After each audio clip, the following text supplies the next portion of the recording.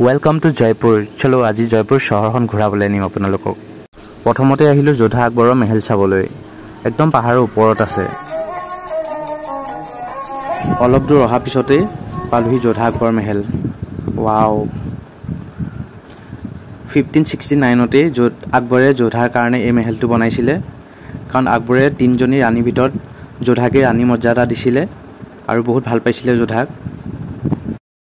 যোধাবাই महलৰ তলতে মীৰাবাই মন্দিৰ আছে, যিটো মন্দিৰত নেকি মীৰাবাই শ্ৰীকৃষ্ণক পূজা কৰিছিলে। তোমালোকে বাৰু মীৰাবাই কাহিনীটো পঢ়িছানে নাই? যদি পঢ়া নাই পঢ়িবাচোন, খুব ধুনীয়া এটা প্ৰেমৰ কাহিনী হয়। এতিয়া গৈ আছো জলমহল চাবলৈ।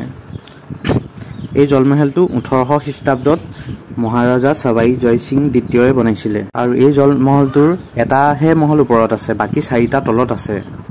আৰু কেনেকৈ যে বনাইছিলে ন, সঁচাই বহুত ধুনীয়া। ইয়াৰ পৰা অলপ দূৰতে আছে যন্তৰ মন্তৰ আৰু আহি পাই এটা টিকেট কৰি ললো।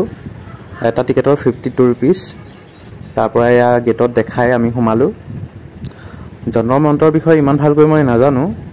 এই যন্তৰ মন্ত্ৰটো নিৰ্মাণ কৰিছিলে মহাৰাজা সৱাই জয় সিং দ্বিতীয়ই 1800 খ্ৰীষ্টাব্দত। এই যন্তৰ মন্ত্ৰটো এই কাৰণে বনোৱা হৈছিলে যাতে সূৰ্যৰ ৰশ্মি, গ্ৰহ, নক্ষত্ৰ আৰু সময় এইবিলাক গম পোৱা যায়।